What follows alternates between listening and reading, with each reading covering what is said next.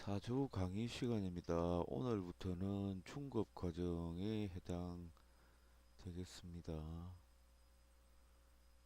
통변을 몇 번 했는데 조금 어려웠을지도 모르겠습니다.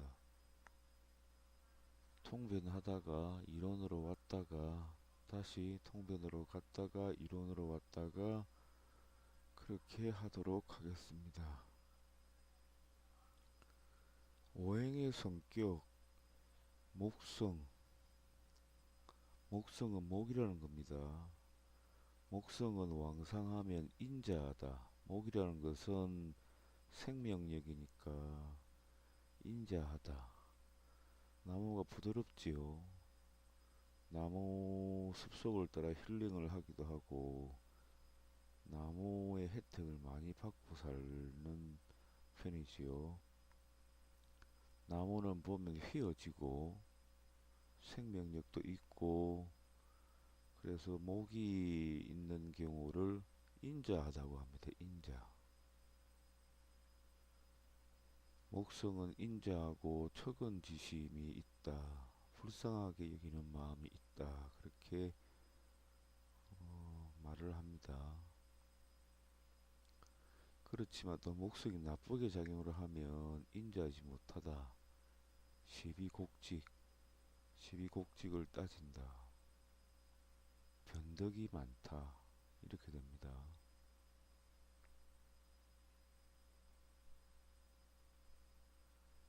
화는 왕성하면 예의를 중시합니다. 화는 예의에 속합니다. 예를 중시하고 행동함이 단정하다.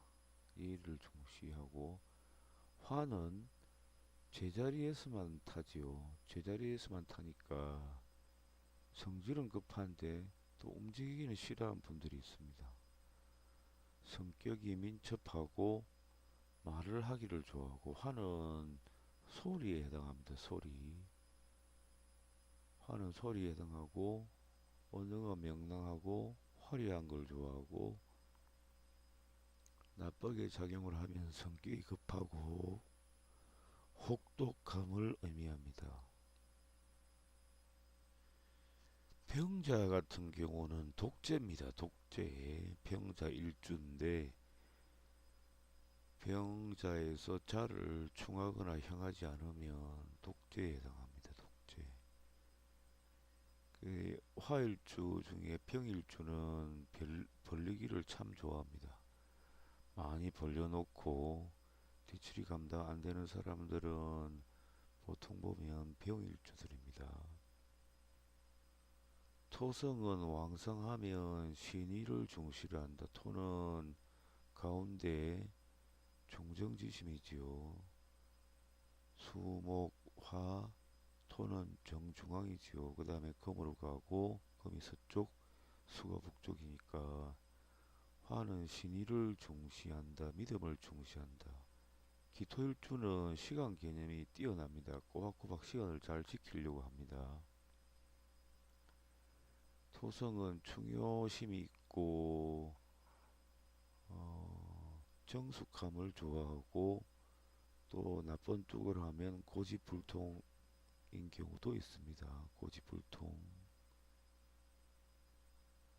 금성은 금은 의리가 그 사람에게는 중요합니다. 의리 명쾌하고 용감, 무쌍하고 금이라는 것은 용감 무쌍하지요. 위험도 있고 결단심 그 다음에 나쁘게 작용하면 좀 과욕을 부리기도 하고 잔인해지기도 하고 용맹은 있는데 좀 무모한 면이 있습니다. 화가 많은 사람들은 화는 정신이죠. 정신. 사주에 목화가 많은 사람은 실이 없습니다. 주로 형이상학을 생각하는 사람들이 사주에 목화가 많은 사람들입니다. 목화는 정신세계에 수양하는 사람들, 정신세계에 관심이 많은 사람들, 돈보다는 마음, 생각, 이런 정신 분야를 먼저 생각합니다. 금이나 수가 많은 사람은 손에 실제로 잡히는 걸 좋아합니다. 그러니 돈이나 뭐 일을 하더라도 돈이 되나 안 되나, 뭐가 남는가, 이런 개념이 있는 사람들이 금수가 많은 사람들입니다. 목화가 많은 사람들은 돈보다는 정신이 중요해서 좀 실속이 없습니다. 물질적인 것을 남기는 것에 관심이 없고 정신적인 부분을 좋아합니다. 금수가 많은 사람들은 손에 뭐가 남아야 됩니다. 돈이 남아야 되고, 그 다음에 화토가 많은 사람들은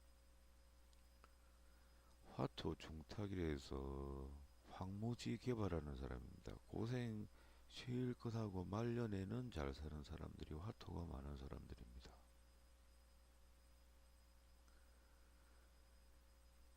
수유사덕이니 수에게는 수 기우는 사덕이 있으니 삼남한성에 물을 공급한다.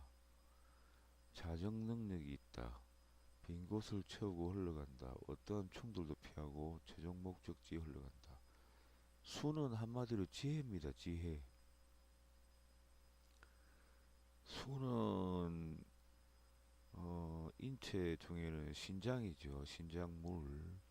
그 신장이 발달된 사람들이 차분합니다. 차분하고 뭐든지 간결하게 정리정돈을 잘하고 자신감도 있고 마음 자체가 차분합니다. 흥분을 잘 안하고 매사 자신감이 있고, 그런 사람들은 신장이 발달된 사람들인데, 그런 사람들은 또 지혜롭기도 합니다. 차분하게 생각을 해가며 공부도 흥분을 하지 않고 차분하게 합니다. 저는 화가 많은 쪽에 속하는데 뭘 하면 성질이 급해서 빨리빨리 해치워야 되는 성격입니다. 그러니까 공부를 하면서도 막 흥분을 하고 자기 혼자서, 그러니까 좀 화는 역동적인데 수는 또 차분합니다. 좀 화는 학문하는 건 좀 거리가 멀지요. 학문을 하려면 막 흥분을 혼자서 막 흥분을 하니까. 그 다음에 목일간을 보겠습니다. 목의 특징은 위로 오르기만 하여 거칠 줄을 모른다. 나무는 자꾸 자란다는 특성이 있다고 오행 중에 몇 번을 말씀을 드렸지요. 목이 왕하면 금을 이용하여 동량가성이다. 목이 왕성에 있으면 너무 왕하면 안 되고, 적절히 목이 왕한데 금도 가능성이 있을 정도로 왕하면 벌목을 해서 동량을 이룰 수가 있다, 이 말입니다. 여기 보면 각 시대에 따라서 연이 시작되는 것을 달리 했다고 하는데, 하나라 때는 자월을 1월로, 주나라 때는 인월을 1월로 했다고 하고, 진나라 때는 해월을 1월로, 한나라 때는 인월을 1월로 했다고 합니다. 일본과 시차는 32분 13초인데 컴퓨터 만세력을 서점에 가시면 보시면 부산은 23분에 넘어간다, 서울은 32분에 넘어간다 등등의 도시마다 또 차이가 있습니다. 지금 이 나라는 일본 시각을 쓰기 때문에 30분 변동이 있습니다. 모광, 유금, 관성, 길조. 목이 왕하고 유금, 목이 왕한데 관인 금도 썰말하면 관성이 길조라고 그랬습니다. 내가 왕하니까, 내가 왕하면 충분히 나를 치는 놈이 감당이 되니까 이 관을 부릴 수 있겠지요. 모광, 유금, 관성, 길조.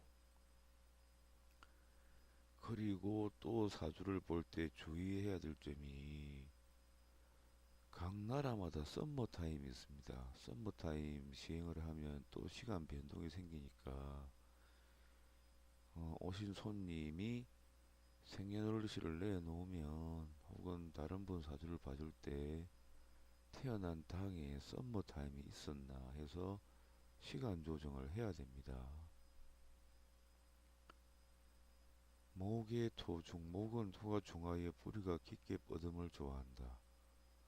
물론 기본 조건이 목이 적당히 왕해야 합니다. 목이 적당히 왕하고 토도 너무 왕하면 안 되고 적당히 왕성해야 목이 토를 바탕으로 성장을 한다는 소리입니다. 목이 제일 좋아하는 게 진토지요.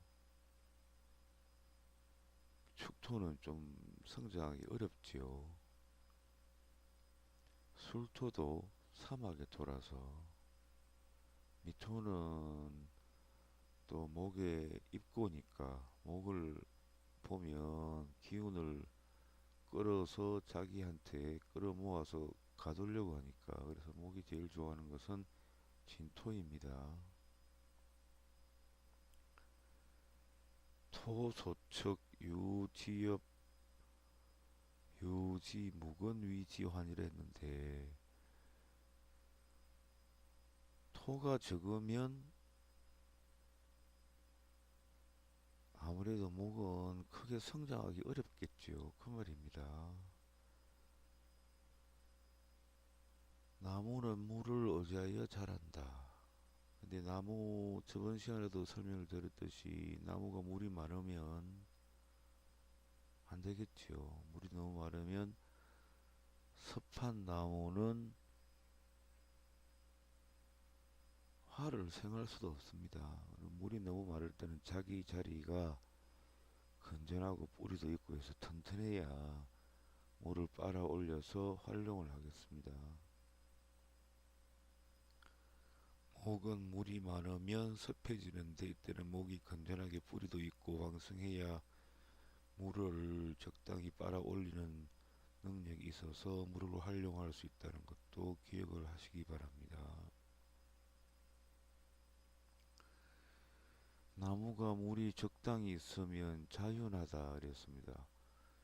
수가 있고 수가 제법 왕하고 목도 왕하고 화가 제법 왕할 때는 목이 수분을 빨아 올려서 꽃을 피워도 화가 꽃이니까 화가 촉촉하게 이쁘겠지요. 근데 물은 적고 목은 적절히 왕하고 화도 왕하면 나무가 물을 빨아 올려서 꽃을 피우는 게 아니라 꽃을 피웠다 해도 아무래도 좀 건조하겠지요.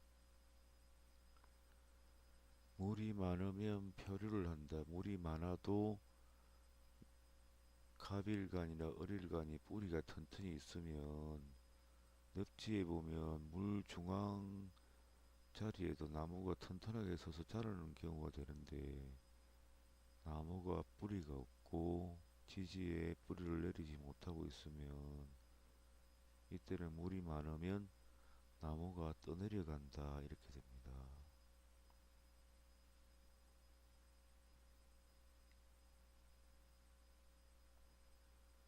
왕목이 득화하면 수려하다 그랬습니다. 왕한 나무가 화를 얻으면 목생화하고 나무가 꽃을 이쁘게 피운 모습입니다. 그래서 목화통명이라고 했죠. 목화통명. 어른 화초의 나무로 꽃이 피는 가지라는 뜻이다. 갑이 나무면 어른 가지에 속합니다. 그 나무는 얼어붙지 않게 하는 것이 좋다. 나무가 주변에 금수가 많으면 금은 설이고 수는 얼음이 되는데 사주에 금수가 많으면 냉해지지요. 그러면 나무가 얼어붙습니다. 이러면 고생을 많이 합니다. 화가 약하면 음동설안의 명암을 풀기 어렵다 이랬습니다. 사주에 금수가 많고 화가 약하면 추워서 얼어붙는 상황이 된다는 겁니다. 약한 목이 화를 얻으면 스스로 불타버린다. 갑이 하나 있는데 사주에 화가 세, 네 개 옆에 인접해 있으면 자연 형상으로는 나무는 빈약한데 꽃만 잔뜩 피어 있는 모습입니다. 나무가 보이지 않는 겁니다. 화초를 키우시는 분들은 줄기는 작은데 그게 꽃이 너무 많이 피어 있는 모습입니다.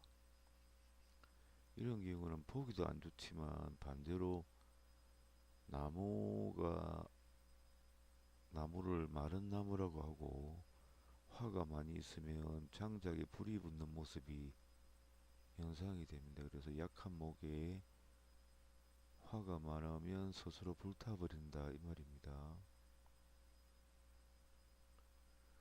왕목, 왕금이면 금목상전.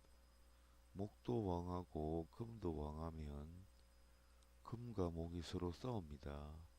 이때는 중간에 수가 있어서 싸우지 말라고 금생수, 수생목 해주면 좋은데 수가 너무 약하거나 수가 없거나 하면 금과 목은 싸우게 됩니다. 금목상전이라 그래서 이때는 정신적인 갈등이 많이 생깁니다. 금은 내 몸의 혼백, 혼백 중에 백에 해당하고 강한 정신, 목은 혼의 부드러운 정신에 해당하는데 금목상전이면 많이 싸웁니다.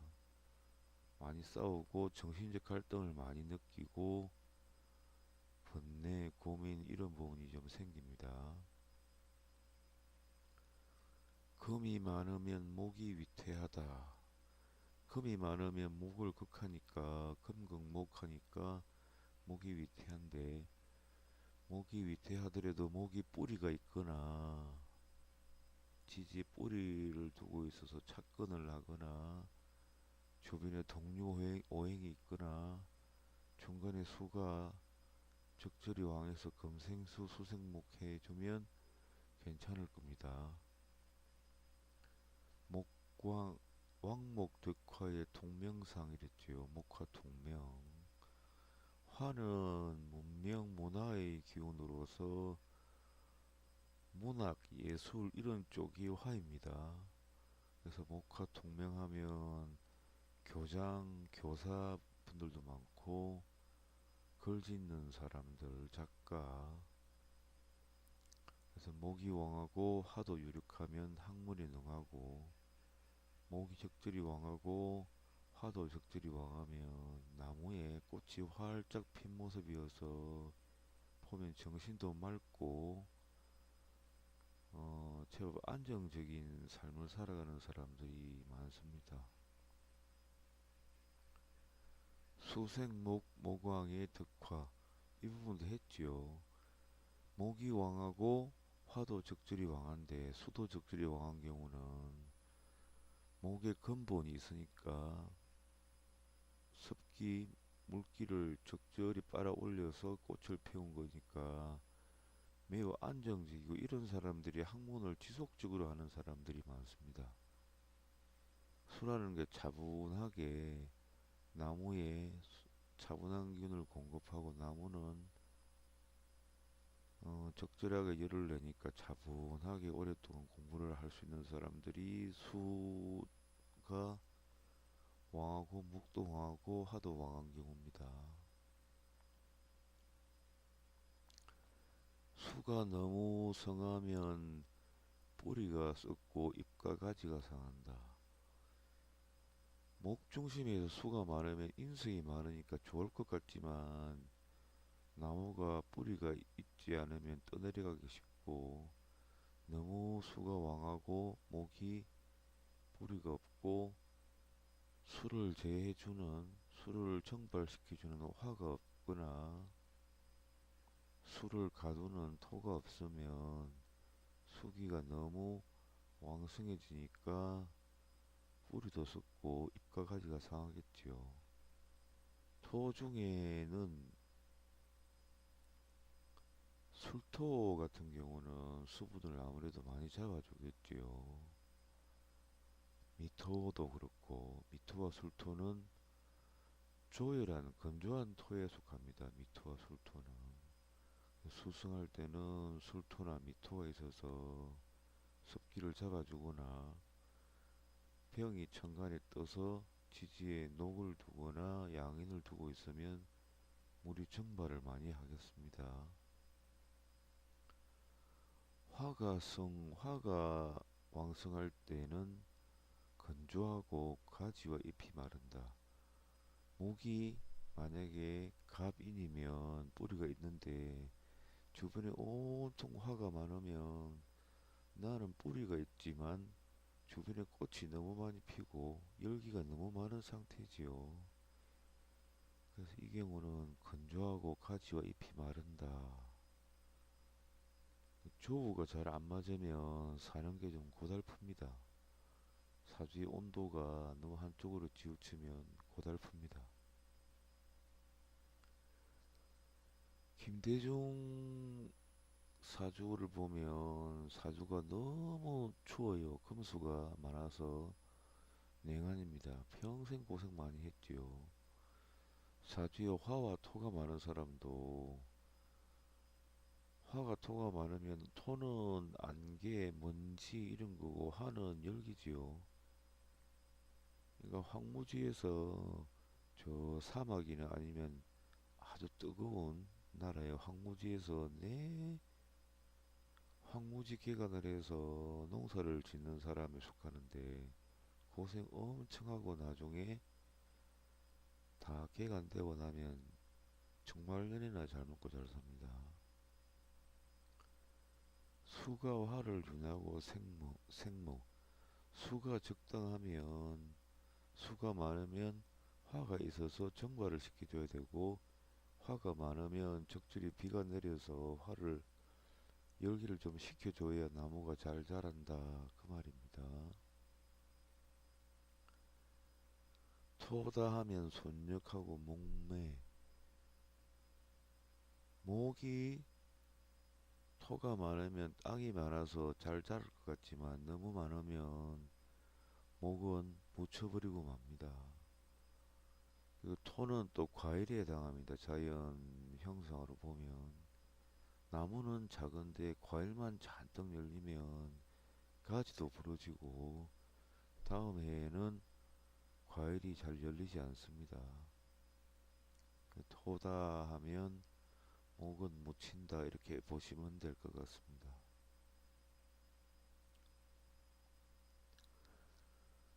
토가 엷어서 적당하면 재성이 풍부하다.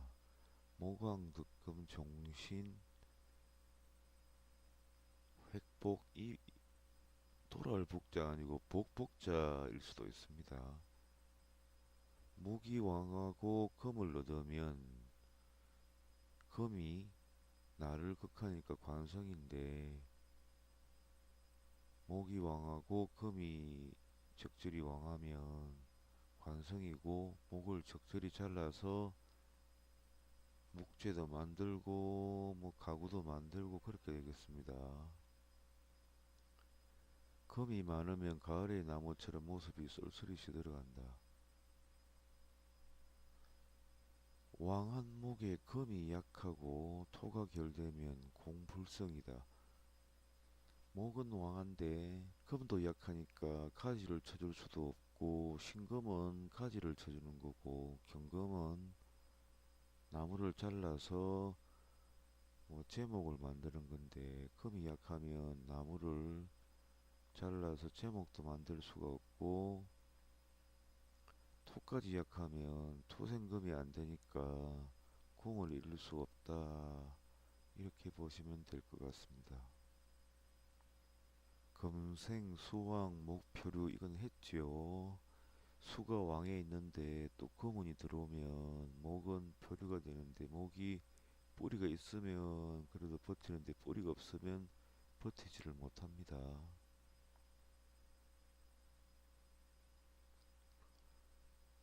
갑은 하늘에서는 용이고 우리라고 했고 땅에서는 뿌리, 상록수, 인체로서는 머리, 갑은 또 간입니다. 간. 얼음 풍이고 기류이고 땅에서는 싹이고 잎이고 가지고 그렇습니다. 동물로는 새를 뜻합니다. 얼. 식물로는 난초, 버섯. 화는 상하 좌우가 탁 트여 사방을 밝게 비추는 태양불이 있고 답답하게 가물거리며 박지 못한 불이 있으며 나무가 거의 타서 치솟고 명렬히 타오르는 불이 있다. 불은 활활 타오르며 남방에 유력하다. 염염, 진화, 위진, 남방. 남쪽이라는 뜻입니다. 화는 남쪽에 위치하고 있다.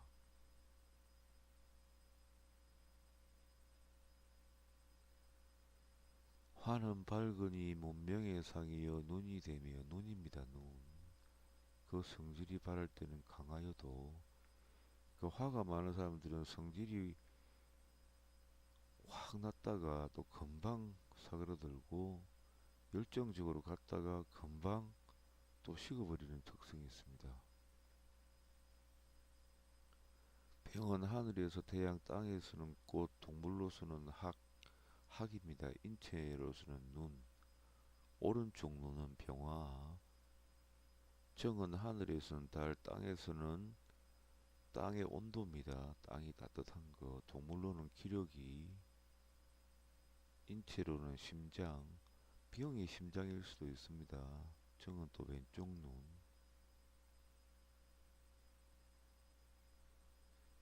갑일간이나 갑을일간들은 이제 화가 있는 분들이 목이 없는 경우는 사주에 목이 많은 분들을 만나면 이상하게 자신감이 생깁니다. 화라는 게 꽃인데 목이 부족하다가 목이 왕한 사람을 만나면 자기가 나무의 꽃처럼 근거가 있으니까 자신감이 생기기도 합니다. 이상하게 자신감이 생기기도 합니다. 수가 없으면 사주에 화기가 많은 즉 매우 건조하게 된다. 화가 많으면 부실해지고 또한 만물 중에 불에 상하지 않는 것이 없다. 이는 음양중 화이기 때문이다. 큰 음양중 화이기 때문이다. 목이 능히 화를 꺼지게 할 수 있습니다. 목은 너무 왕한데 화가 조금 있으면 숲속에 들어가서 꽃이 보일까 말까 한 정도로 피어있는 모습이고 목이 너무 많으면 불이 나더라도 꺼지고 말지요.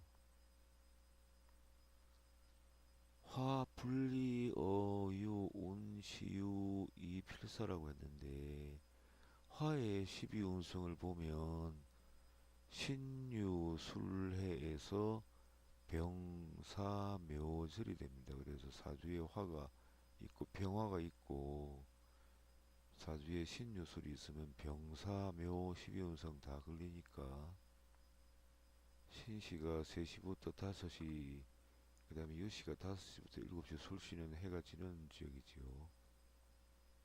그래서 해가 점점 기세가 강하게 꺾여가는 신유술이 다 있으면 병사묘라에서 화가 세력이 많이 약해진다는 겁니다.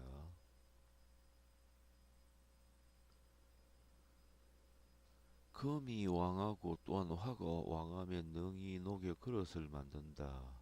용광로 아시지요? 금이 왕성하고 화도 왕성하면 화가 금을 녹여서 기물을 만든다. 수덕화와 즉 성기제라고 했는데 수화 주역에 보면 수화 기제라는 게 있습니다. 수하고 화하고 적절히 견제를 해서 잘 구성이 되면 그것도 공이 있다고 이렇게 말을 합니다. 물론 화가 내부에 있고 수가 외부에 있어서 수가 득세를 하는 게 좋지요. 화가 득세를 하면 흩어지는 게 많으니까.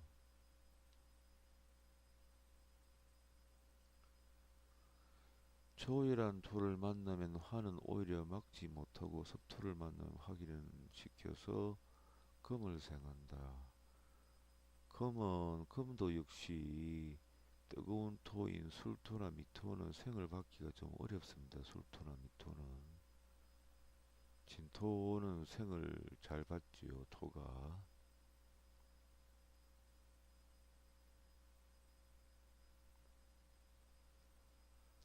모광에 화영하면 목사에 화후하다 이랬네요. 모광하고 화영하면 목화통명. 그 다음에 밑에 보면 화일간이 견토왕하면 회광불명. 토라는 것은 안개입니다. 안개, 노을.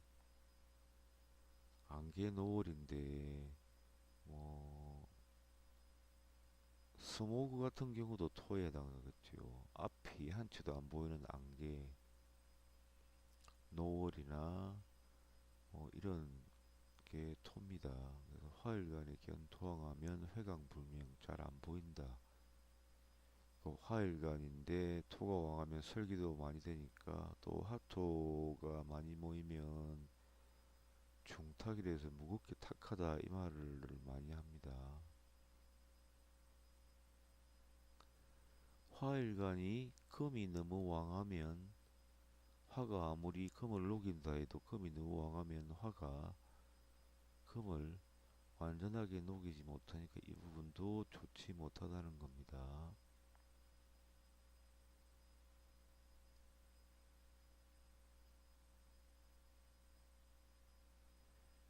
그래서 이건 오행의 상관관계인데 핵심은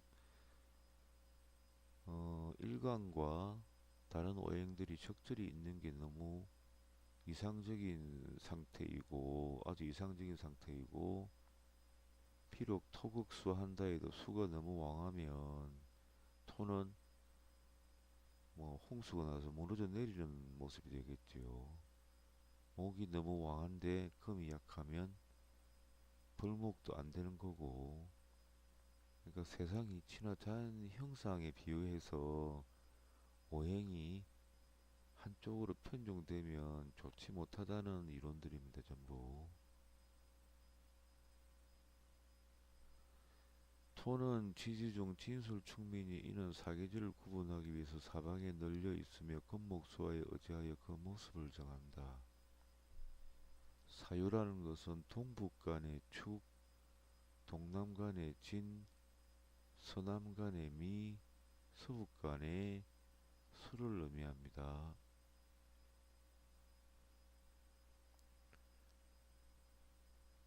토희 수재 수왕 토처 이랬습니다. 토는 수의 재성을 좋아하고 수왕 토처.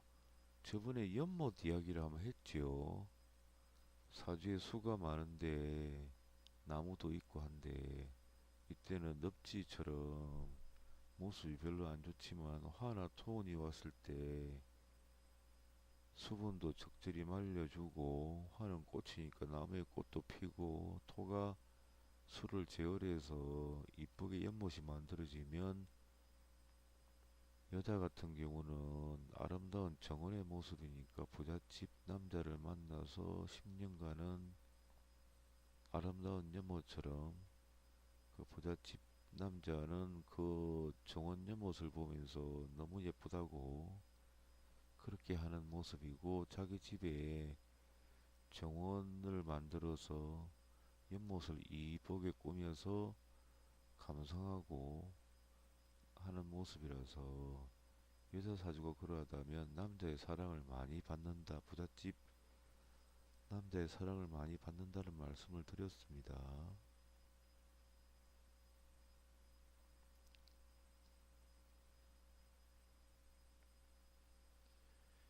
밑에 보면 친유, 복수, 미유, 닉목이라고 했습니다.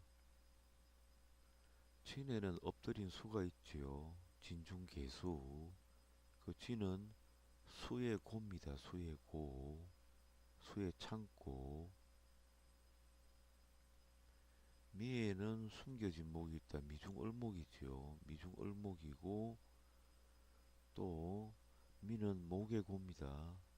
목만 보면 빨아들여서 창고에 보관하는 기능이 있습니다. 쥐는 수만 보면 끌어들여서 창고에 보관을 하려는 속성이 있습니다. 수레에는 엎드린 화가 있다. 수레에는 정화가 있습니다. 그리고 또 술은 화의 고입니다. 화의 창고.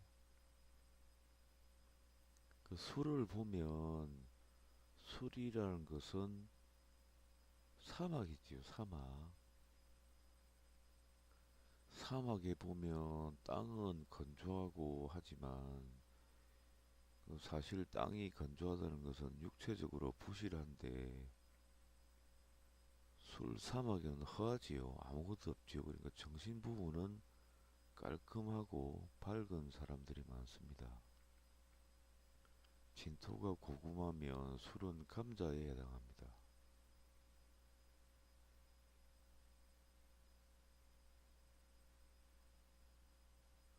축에는 숨어있는 금이 있다. 축 중에는 신금이 있습니다. 기토도 있고 개수도 있고. 축은 금의 창고입니다. 금만 보면 빨아들여서 저장을 하려는 면이 있습니다. 토가 아주 왕성한데 수가 없으면 건조하다. 토가 왕성한데 화가 많으면 더 건조해지겠습니다. 토가 왕한데 목이 없으면 소통이 안 되겠지요. 토가 왕하면 한쪽으로 토가 너무 왕해져 있다는 것은 땅은 넓은데 쟁기로 밭을 갈지 못한다는 겁니다. 그래서 목은 토에 있어서는 쟁기로 밭을 갈아준다 이 말도 되겠지요. 또 자연 형성을 보면 땅은 넓은데 목이라는 생명체니까 지렁이나 지렁이 등이 없어서 땅을 윤택하게 만들어주지 못하고 땅이 굳어 있다 이렇게 보시면 될 것 같습니다. 토견 화척은 화토 중탁이라고 했습니다.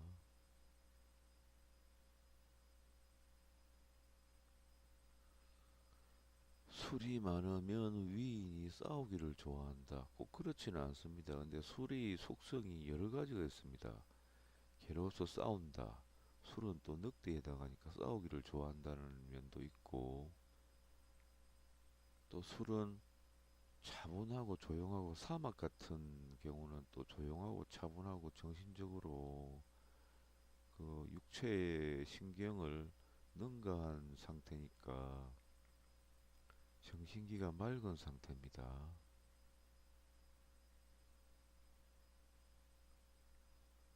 축은 맑은 별이며 이 말은 축 중에 신금이 있고 기토가 있고 개수가 있지요. 그 자갈밭이 되기도 하지만 사주에 화가 많은 경우는 축토가 차갑게 식혀주는 역할도 한다는 겁니다. 축 중에 기와 개가 있는데 사주에 개가 있는데 기운이 들어오는 해, 기해년 같으면 기가 들어오죠 천간에. 그러면 기와 개가 만났을 때는 이때 충이 없으면 이상하게 일이 기계적으로 자기가 인위적으로 꾸미지 않는데도 일이 잘 돌아갑니다. 그리고 사조에 천간에 기계가 있는 사람들은 일을 잘 꾸밉니다. 이상하게 뭐 이를테면 기계식으로 잘 돌아간다 이런 식도 되는 것 같습니다. 보면 감명을 해보면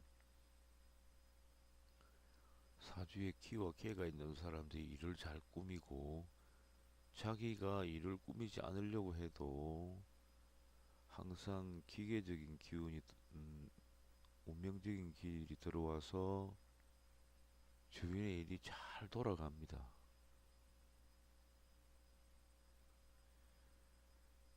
그 다음에 주역 8개를 보겠습니다. 수레방위는 건방, 건이라고 합니다. 수레방위는 건방, 천문, 해가 천문이지요. 흔히 수레는 천문이라고 합니다. 수레는 하늘방위 건기로서 천문, 하늘, 그리고 나이 든 남자 서북방이 늦은 가을입니다. 늦은 가을에서 초겨울. 자는 북방이고 험난을 뜻하고 축이는 간방입니다. 동북방이 간괴. 묘는 동쪽 진방이 우레. 넷괴입니다. 넷괴 장남. 진사는 손방입니다. 진사는 손방이. 그 부산을 보면 특이한 게 오륙도라는 게 있죠. 오륙도. 저는 부산을 진사의 땅이라고 하는데,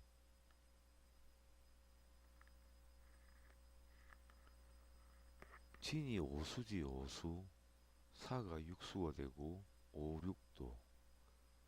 그래서 어떤 지역이나 지방을 보면 특이한 부분들이 있습니다. 그 지역을 나타내는 그런 뭐 물상이나 이런 게 있는데, 부산 같은 경우는 오륙도가 있어서 진사의 땅이라고, 진사의 땅, 진사의 기운이 어느 정도 있다고 보시면 될 것 같습니다.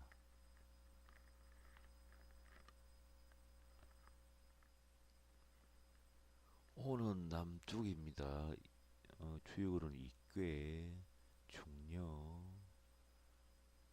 그 다음에 미시는 곤방이, 미를 우물이라고 하기도 합니다. 미와 신을 우물이라고 하기도 하는데, 특히 미를 우물이라고 하기도 합니다. 유기막에서는 미가 있는 곳 아래쪽을 파면 우물이 나온다, 뭐 그런 말도 있습니다. 유는 연못, 주역은 택괴입니다. 택괴, 소녀.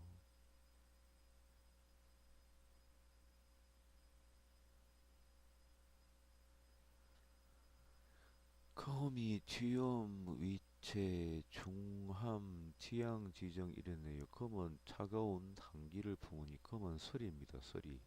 금생수 하니까 얼음을 만드는 거니까 설이 차가운 기운, 가을, 견고한 것,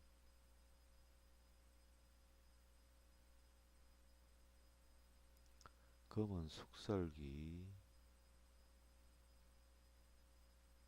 금이 강성하니까 화의 재련을 받으면 그릇을 이룰 수 있다. 용광로 생각하시면 됩니다. 금이 중하고 화가 약하면 이것도 뭐 좋지 못한 형상이지요.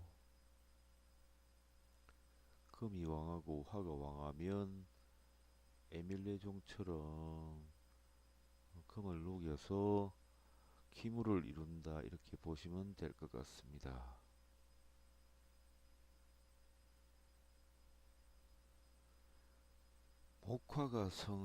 목화가 왕성해서 금을 만나면 이름하여 정예하매니 빨리 기운이 꺾인다.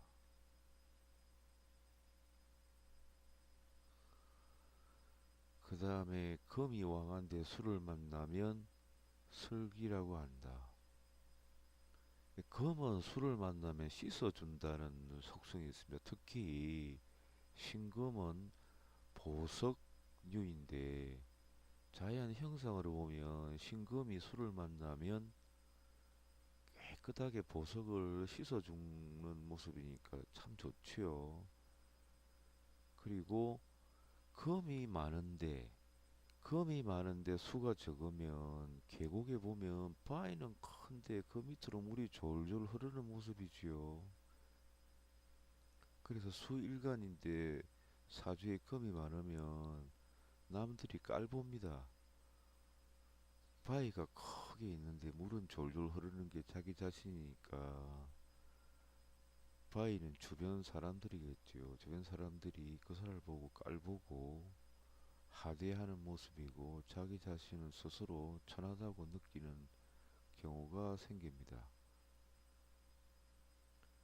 반대로 물이 많은데 금이 약하면 자연 형상으로 생각을 해보시면 물이 많이 흐르는 곳에 물 속에 있는 자갈, 뭐 모래 이런 류겠지요. 근데 만약에 신금이 물을 적당한 물을 깨끗한 물을 만나서 깨끗한 물이라는 것은 자수라는 겁니다. 자수나 신금이 자수를 생해지는 경우는 신자진 같은 경우는 아주 맑은 물입니다. 너무 왕하면 뭐 홍수가 되긴 하겠지만 거기에 신금이 있는데 태양이 떠주면 물속에 신금 보석이 있는데 신금 보석이 빛을 받아서 물속에서 빛을 발하는 모습이 나오겠지요. 그런 경우도 정신기가 맑고 사랑을 많이 받는 경우가 있습니다. 수가 왕하면 금은 가라앉고 금이 많으면 토의 기운이 약해집니다. 자연 형성으로 보면 산사태가 나는 곳을 보면 토가 많은데 금도 속에 많아서 바위나 이런 부분들이 많아서 토가 약해져서 산사태가 나는 경우가 있습니다. 토가 설기가 많이 되니까 기반이 좀 약하니까 산사태가 나기도 한다. 이렇게 보시면 될 것 같고,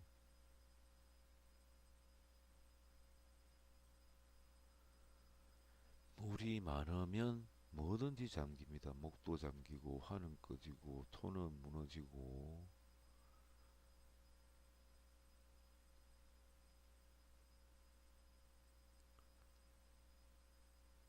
경덕 임남이 제병화인데 화장년 갑이 얼매로 적용하니 흉의 길조라. 경일주가 임수가 있으면 식신으로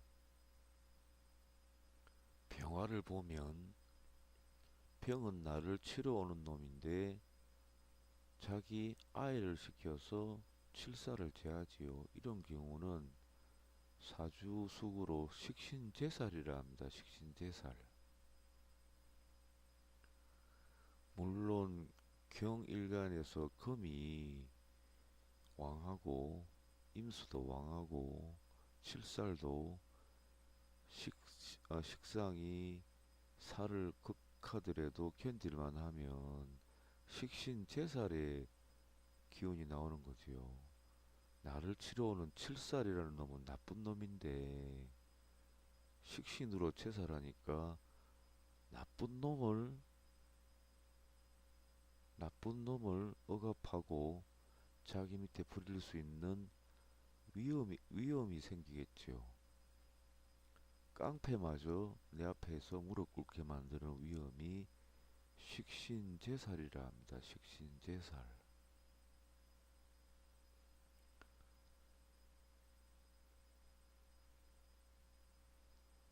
금견 불화 욕덕성대 신유사축겠네요.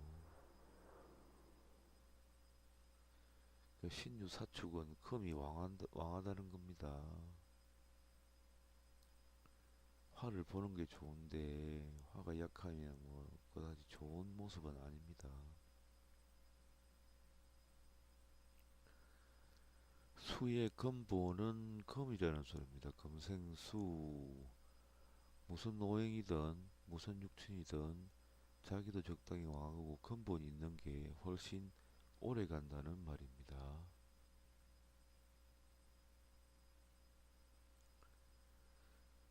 수토가 혼탁에 있으면 물 자체가 많이 흐리겠습니다.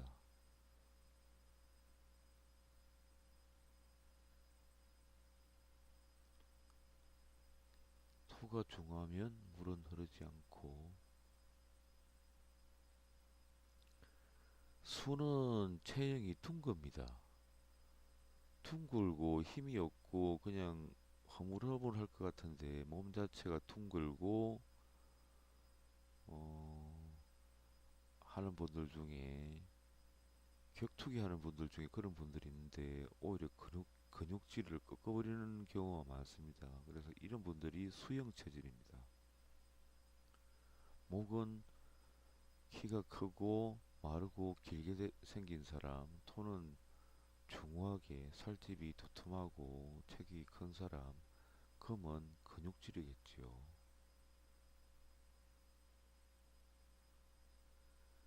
도덕경에 나오는 이야기인데 이건 뭐 강의만 하면 지겨우니까 도덕경이라는 것이 어떤 분은 병법수라고 하기도 하고 어떤 분은 세상을 살아가는 처세술이라고 하기도 하고 근데 도덕경도 원래 원본 그대로 직역으로 한 책을 보면 느낌이 깨끗하고 배울 말들이 많은 것 같습니다. 근데 도덕경도 번역을 해놓은 게 너무 많아서 도덕경 중에 포켓본이 있는데 어디 출판사에서 나온 건지는 모르겠는데 가장 바르게 번역을 해놓은 책이 있었습니다. 얼류문고인가 포켓본을 많이 내는 곳인데 거기 보면 도덕경이라는 책이 있는데 포켓에 넣을 정도로 손바닥만하게 나오는 게 있는데 그 책이 그래도 저는 제일 마음에 와 닿았습니다. 나중에 서점에 가시면 얼류문고에 나온 포켓본 도덕경을 한번 보시고 마음에 들면 사셔서 마음이 깨끗해지고 싶을 때는 한 번씩 읽어보시면 좋을 것 같습니다. 거기에 나온 글인데 옛날에 가장 훌륭한 도사들은 예민하고 정묘하여 신비로운 통찰력을 지니고 있어 그 마음의 깊이를 알 수가 없었다. 그런 까닭에 그들이 세상에 나타낸 모습을 억지로 형용하여 볼 수밖에 없었다. 그들의 신중한 태도는 마치 겨울에 발벗고 냇물을 건너기를 머뭇거리는 것 같고 조심하는 모습은 마치 사방에서 위험이 닥쳐오고 있음을 두려워하는 것 같으며 엄숙하고 의젓한 몸가짐은 초대받은 손님과 같고 부드러운 모습은 마치 봄날의 얼음이 시원히 녹아 풀리는 것 같으며 소박하기는 나무 퉁지와 같고 마음이 시원하게 트이기는 산골의 공동과 같으며 모든 것을 포용하여 시비를 가르지 않는 태도는 탕료와 같다. 누가 능히 탕류를 고요히 정지시켜 맑게 할 수가 있겠는가? 이는 뭐 세상의 시시비비를 알지만 가리고 따지려고 하지 않고 그냥 가만히 바라본다는 뜻 같습니다. 누가 능히 안정된 것을 움직여 천천히 통할 수 있겠는가? 통하게 할 수 있겠는가?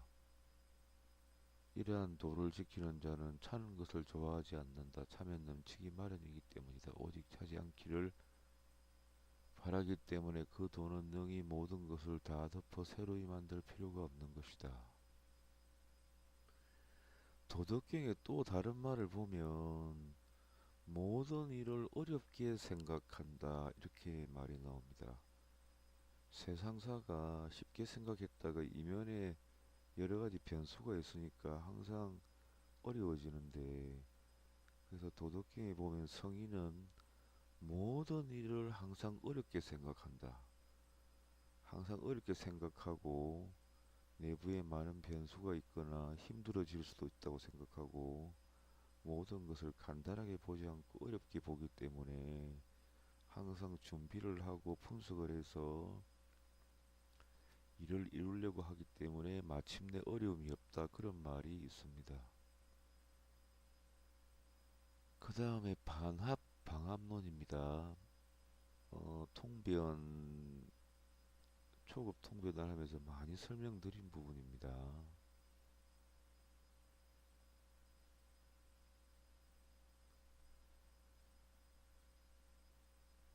그 다음에 나범오행은 쏘시는 분들이 있는데 사주에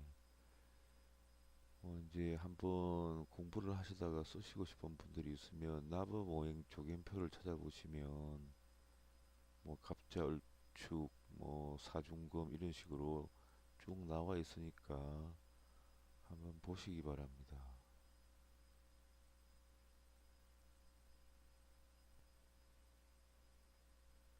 일간이 왕신무의하면 불이 성 중이 아니면 수행하는 사람이라고 그랬습니다. 연애자평에 보면 사주수고라고 할 수 있는 부분들이 많은데 연애자평하고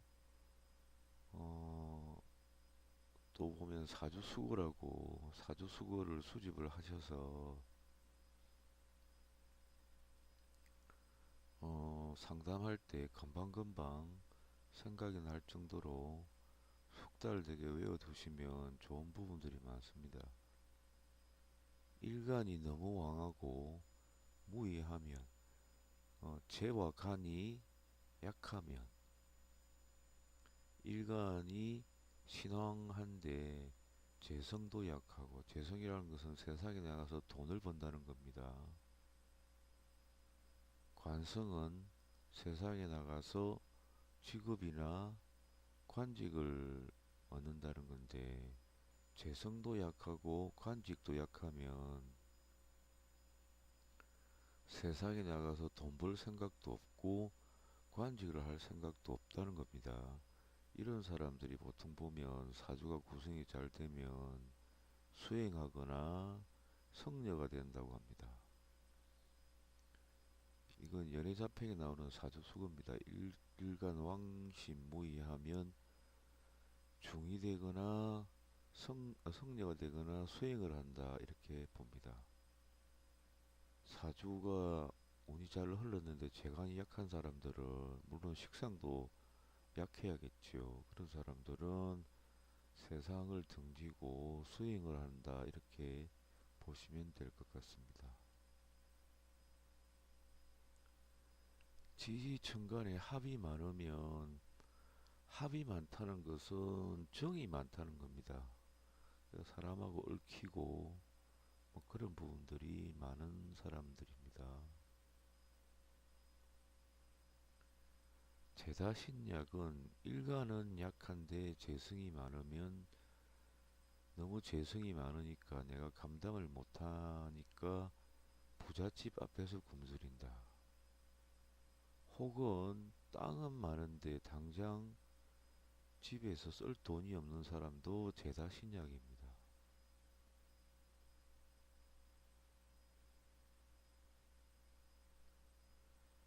평관시우에 제복태가하면 비난한 사람이다 이렇게 되어 있네요. 평관이라는 것은 나를 치러 오는 놈이라서 제복, 극함이 좋지만 너무 태과하게 극해버리는 것은 좋지 못하다 이 말인데 평관도 정관이나 평관이나 모두 직업에 해당되는데 비록 나를 극하는 거니까 적절히 왕에 있어야 합니다. 그런데 일간이 왕에서 혹은 식신상간이 왕에서 나를 치러 오는 놈이지만 너무 심하게 극해버리면 가난한 선비가 된다고 그랬습니다. 또 이런 경우도 있습니다. 일간은 약한데 식신은 왕하고 식신상간은 왕하고 관성도 왕에 있는 경우 이런 경우는 임금인 일간이 힘이 없는데 일간을 흔히 임금으로 봅니다. 임금이 힘이 없는데 평관, 정관, 밑에 정성판서나 이런 사람들이 권력이 있고 식신상관이 또 힘이 있으면 식신상관은 모사꾼 나쁘게 작용했을 때는 뭐 사기치는 사람들에 해당하는데 일간 임금이 약한데 식상이 왕하고 관성이 왕하면 어떤 경우는 식신상관이 내 기운을 빼버리고 어떤 경우는 관성편관이 나를 칩니다. 내가 약할 때는 상관 식신하고 관성이 상호왕에 있으면 자기들끼리는 싸우지 않고 나를 농락하는 경우가 됩니다. 그래서 이런 경우는 왕은 약한데 주변에 온통 나쁜 사람들, 사기꾼, 협작꾼, 권력 무리배들이 판을 치는 모습이어서 인생 살기가 좀 그렇지요.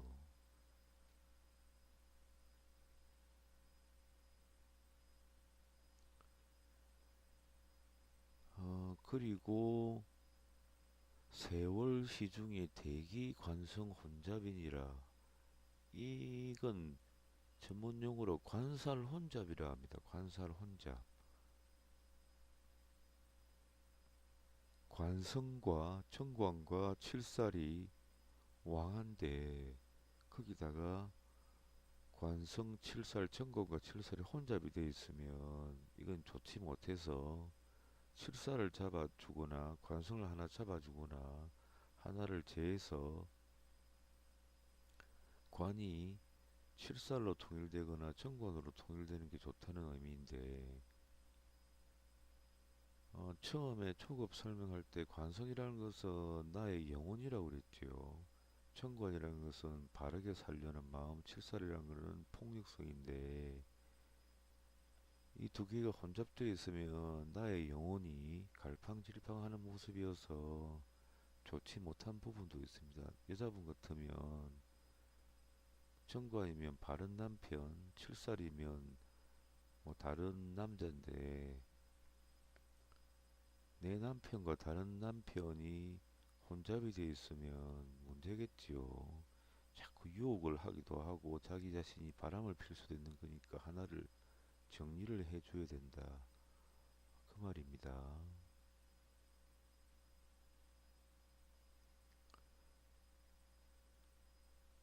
어, 사주용어입니다. 사주용어. 청간. 청간을 간상이라고 하기도 하고 천원이라고 하기도 하고 지지는 지원이라고 하기도 합니다. 연간, 연에 있는 천간은 연상 혹은 세간, 연두, 세군, 태세라고 하기도 합니다. 연지는 연하, 세지 이렇게 하기도 하고 월간은 월상 또는 부모궁, 월지는 월근, 월령, 월의 제강 이렇게 하기도 합니다. 일간은 일주, 천원, 기신, 자기의 몸이라는 겁니다. 기신, 일지는 좌, 좌하, 일간 좌하라고 합니다. 시간은 시상, 1951년 âm6월 29일 이후로 12시 30분이 정오가 되었습니다. 이때부터 일본 시각을 그러니까 이 나라는 일본 시각을 쓰기 때문에 30분씩 차이가 난다고 했습니다. 1951년 âm 6월 29일 이후로 12시 30분이 정오가 되었다. 그 전에는 30분씩 간격을 안 둘 수도 있었다는 말입니다. 이 부분을 주의를 해야 됩니다.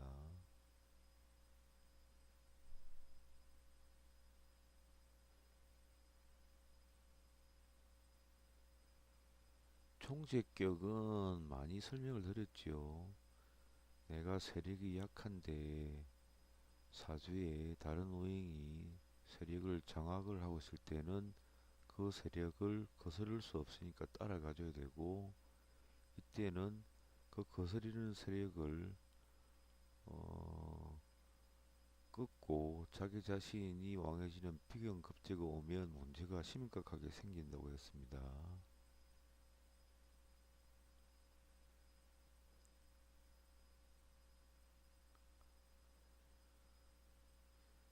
요점에 보면 무엇이든지 과하면 좋지 못합니다.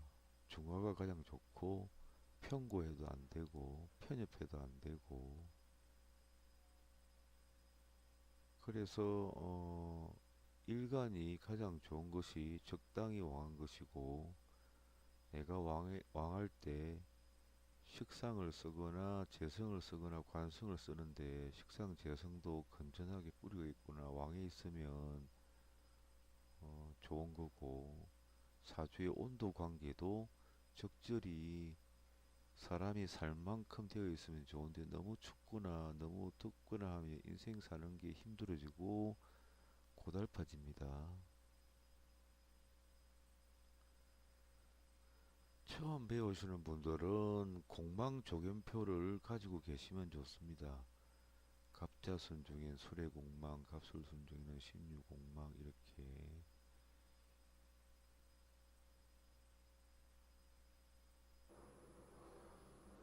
사주에서 사주에서 육치는 가족관계 할머니, 할아버지, 어머니, 아버지, 형제, 나, 배우자, 자손식으로만 관계를 정리를 해 두시는 게 좋고 뭐 거기 자기 사주에 뭐 고모, 뭐 이모부, 이모 이렇게까지 나가는 건 그다지 뭐 실용적이지는 못한 것 같습니다. 여기 보면 비교는 형제, 제매, 뭐 친구, 딸의 시모, 누이의 시부, 처남의 아들 이렇게 나가는 건 사실상 실용적이지 못하니까 친족, 친한 가족 관계만으로 정립을 하시는 게 좋을 것 같습니다. 오늘 중급 첫 시간 강의는 여기까지 하도록 하겠습니다. 긴 시간 들어주셔서 감사합니다.